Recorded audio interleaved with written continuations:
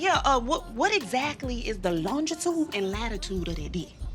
Is it like this, or is it like this? First of all, you stupid. We're back. Rap Shit, Season 5, Episode 6. I hope to keep it short and sweet as I do with all these videos. This is what makes HBO just stand out to me. The writers get you to a point where you're invested in the characters and they're not afraid to shake it up and have the characters experience consequences. From the filmmaking side of it, of course, cinematography, design, composition, it's all top-notch as usual. From the story standpoint, you feel such authenticity in how the writers treated each character and plot point. Even though sometimes, I don't agree with whatever choices the characters make, you can't deny the characters feel real, multidimensional, relatable, and it's just not really cookie cutter in any way. So here we are, everyone feels defeated. Story structure-wise at this point in the season, it's clear that we're at a falling action from the climax. I think I gravitate to this part because it's kind of most relatable in the human experience. There are some periods of time in life where you just experience tough times that just feel longer than the good times in life. And in their case, they had a taste of success, and now it's all reset. Basically, they're back to their starting point. Mia finds herself setting into being present for her daughter after the buzz of being on the road and getting so close to her dreams. Shauna is just straight up traumatized with everything she experienced in the previous episode with Lord AK. Chastity is also reset to having to fix some mess-ups with her girls.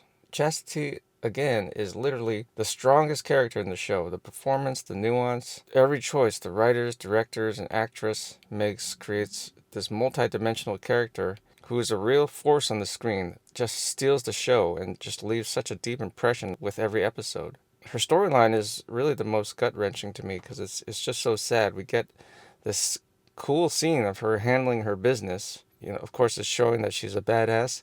At the same time, it's juxtaposed with this sadness. She clearly just doesn't want to do this stuff anymore. She also had a taste of potential success and elevating her life to the next level.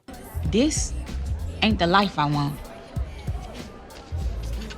Well, it's good enough for me. Another highlight for me is the scene with Mia's mom, which is the most impactful to me. It's a very short scene in screen time, but it reveals just so much of human nature in just a few lines of dialogue. Mia's mom basically confesses she's made compromises in her life and encourages Mia that, hey, it's okay to settle for less. She hasn't had a guy like Lamont on her side in her life and hasn't had the opportunities that Mia has had, and so she's telling her, hey, you've been lucky.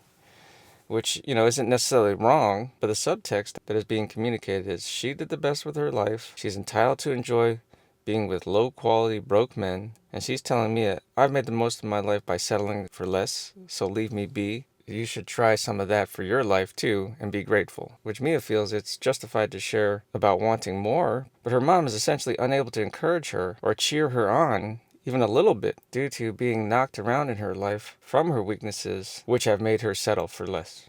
It's powerful to me because I can relate to both sides of the coin. I've got 2 young girls, and, I would never feel like it's okay to just discourage anybody from trying to go for their dreams. At the same time, life is very difficult. You get knocked around a lot, so you can adopt this viewpoint that, hey, you get what you get.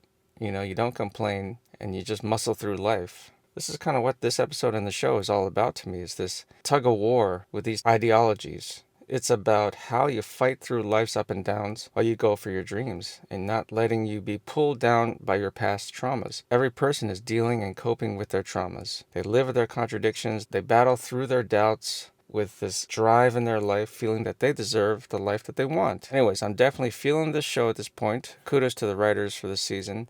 And I think everybody wants to know what's next in terms of this bigger story. Are we going to close out this season appeasing the fan base by having them suddenly take, some kind of big step towards their dreams again?